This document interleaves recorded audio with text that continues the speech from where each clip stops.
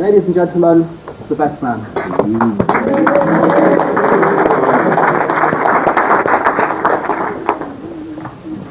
Armageddon time. Fasten your seatbelt is going to be a very rocky ride. First of all, obviously I'd like to thank Gary for his kind words for everyone. And I think really it's going to make what I've got to say even more difficult today. The vicar actually, this afternoon it was, said a prayer for Gary and Kelly, and I think we're going to need it. My duty really is to respond on behalf of the bridesmaids and say some nice things about this couple. But today I'm going to put to you it's a sham. It's a disgrace. It's a facade, a sickening facade that we're all part of, and I'm going to explain why. Gary, does the name Babs mean anything to you?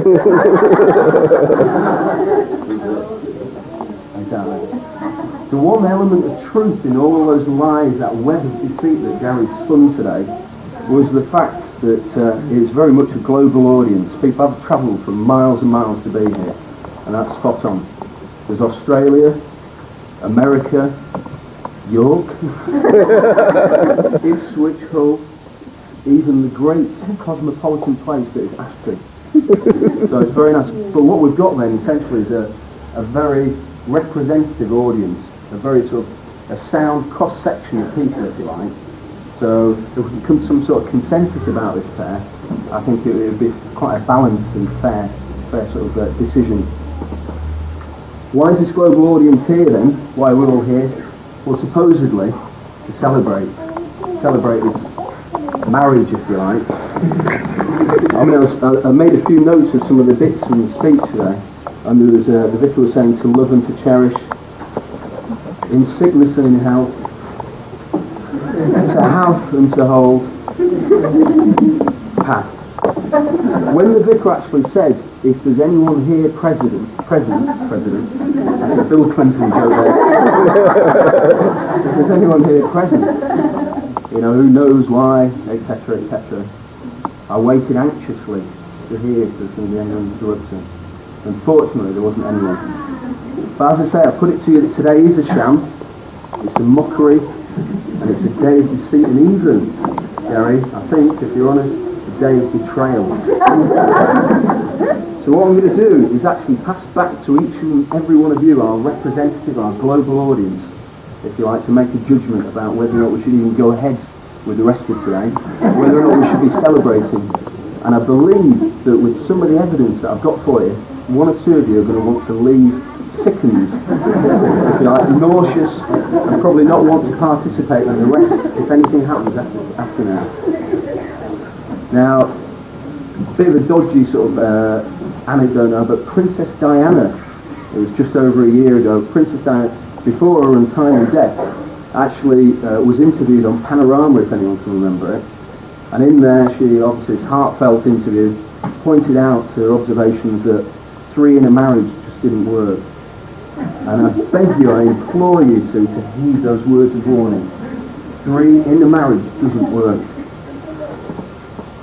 Gareth may be in denial, okay? Might not, he's admitting it.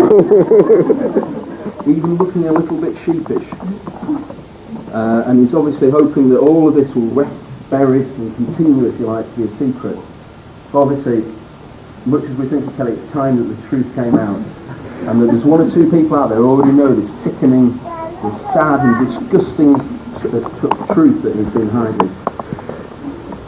Is this then the rantings of a madman intent on spoiling what would otherwise be a nice day? But search your hearts for the evidence, okay? You know that there's something up here, okay? After you've searched your hearts, look under the tables and search for 2 envelopes with photographic proof of the sickening behaviour that's been going on. So under each of your tables, there are 2 envelopes with photographs to prove that what I'm saying, this isn't off the top of the head.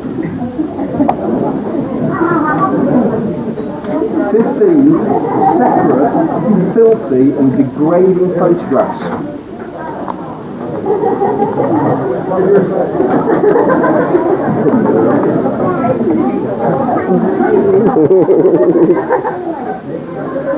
Pass them around, they're all different. You got any under ours? Any under here?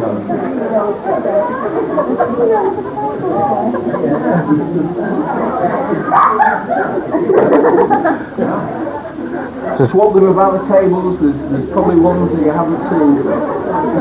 It really gut-wrenching stuff, I know you'll admit.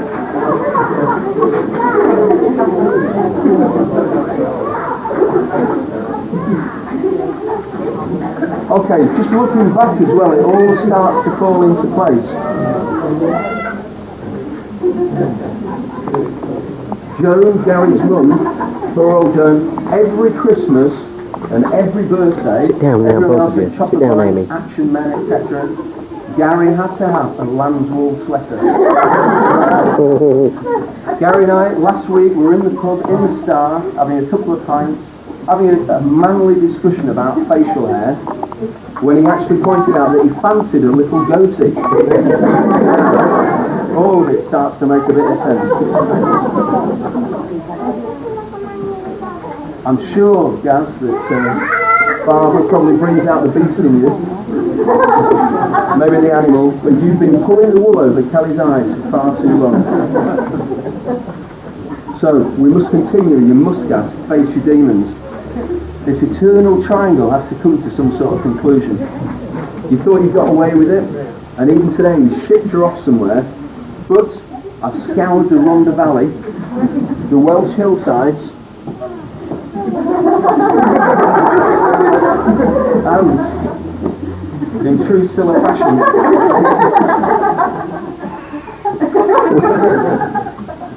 she's here.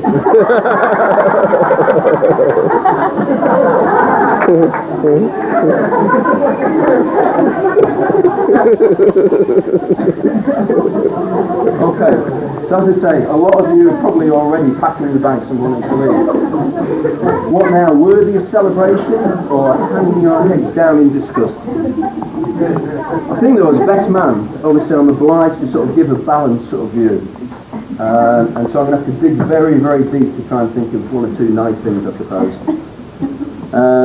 Is today worthy of celebration? I think if we start to look at them individually and then consider as a couple, we can make some sort of balanced view. Kelly, Gary was right, looks absolutely fabulous, stunning, spot on Belle. A good friend, industrious and driven as well. I don't know anyone like her who, if you like, who sets her mind to do something, whether it be with a job, whether it be academically, whether it be for a house or for a relationship, continually drives to see it through. And it's a very, very good quality. Robin would now just like to say a few words. She's determined, hard-working. The timing's rotten, Ben. But it is very nice. And another spot-on quality is the fact that mentally she's adventurous. Now this isn't back to the sheep, but if you like, she's not tied to the shackles of conformity and is prepared to try new things out. So another very, very good quality. As I say, she sees things through, and that's from arriving in Scunthorpe, and I know what that's like, through university and funding and if you like, sort of endeavouring to complete that herself. Her career and how that's building and developing all the time. But typical of it, and if you like, and what illustrates it best is even today, how she's independently pulled all this together, organised things from the flowers to you know what. Is that the right phrase? It's not, is it? God knows what. And also, I think everyone will agree, it's made an absolute cracking day of today, so spot on.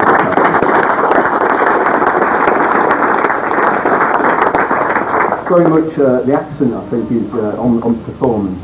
Yeah. So again, forget the sheep bit.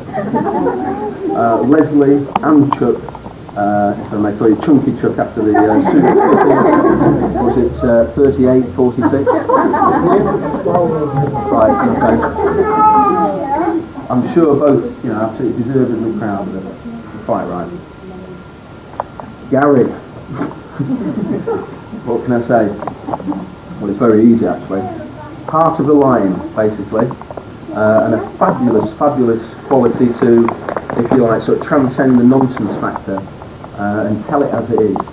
I know that I've never met anyone that can do things like that in terms of just cutting through the bullshit and actually, if you want an answer on something, we'll give you it, but it's straight from the heart and quite honest and upfront about it. And that's a super thing. I mean, some people, if you like polo, but everyone likes Gary. If you do this time, you will do as well, because he's very much a warm, peaceful person. Tough as old boots, fortunately, and I must admit I've benefited on many a night at the Scunthorpe baths from just how tough he is. Quite a relief. I say a good heart, and that's massively important, I think, and hard working and industrious as well. Moderately funny as well sometimes. If the accent for Kelly was on performance, then with Gaz it is on his own individual style and way of doing things. So, very good. So separately strong, if you like, independently efficient in their own little spheres, but this combination of performance and style together is a sort of formidable combination. I mean, the thing that typifies it most, though, is, like any relationship, things will always bounce along okay until something comes to try and test that. And looking on the diary the other night, actually 17 weeks ago, May Day, when Gaz had his accident, which is actually quite a long time, that's 4 months. And it reflects actually the nature of their relationship, in that Kelly is out there unflappable, steadfast, and tremendously supportive. Gaz suffered an awful lot of shock and pain, but dealt with both, if you like, with dignity and just, again, the sort of desire to get on with things.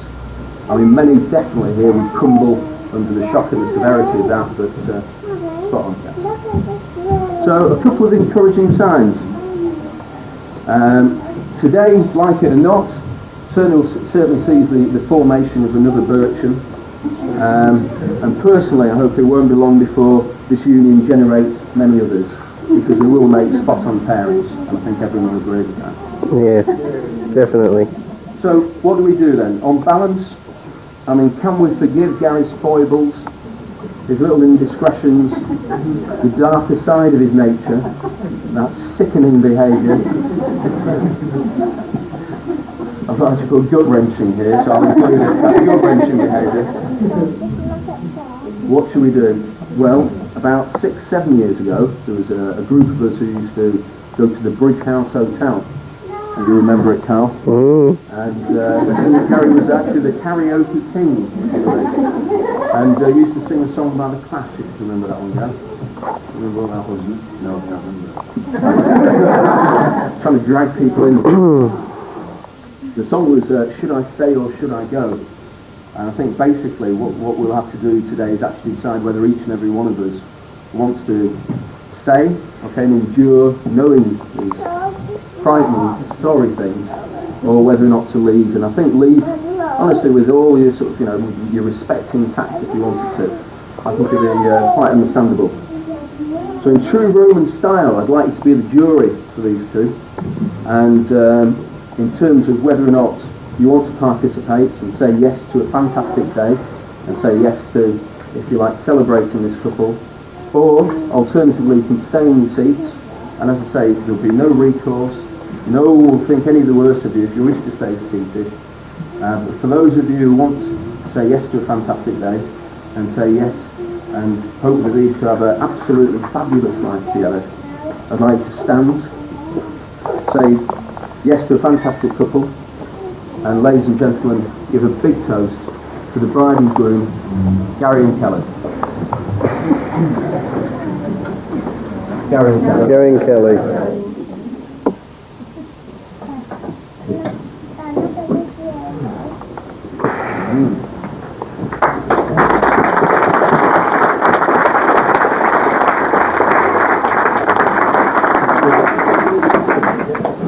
got a couple of cards now from people who weren't unfortunately able to be here today. The first one, to bride and groom on your wedding day. Hope that you both have a long and lovely life together. Love from Joyce and Georgie.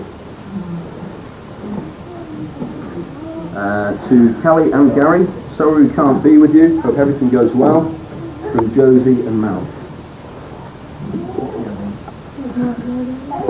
Every happiness on your wedding day. From Hilda, Gerald, Philip, Linda, David and Sandra. Congratulations, you did it. Although hopefully you haven't until tonight. Love, Kathy, who's going to write a longer letter to update you back.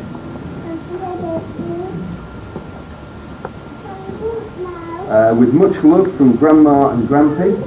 And there was an email with that one which Derek's kept for you. And then the final card. Actually, this is a nice one because it's always nice when people put their own personal message in. It looks like something of a rhyme. A marriage today is about giving and taking, some laughter and smiles, and lots of love making. The road to fulfillment is a long one and steep, but it will be worthwhile if Gaz forgets that damn sheep. And that's from Kay, Jim, Trey and Natalie. Very good. Thanks a lot.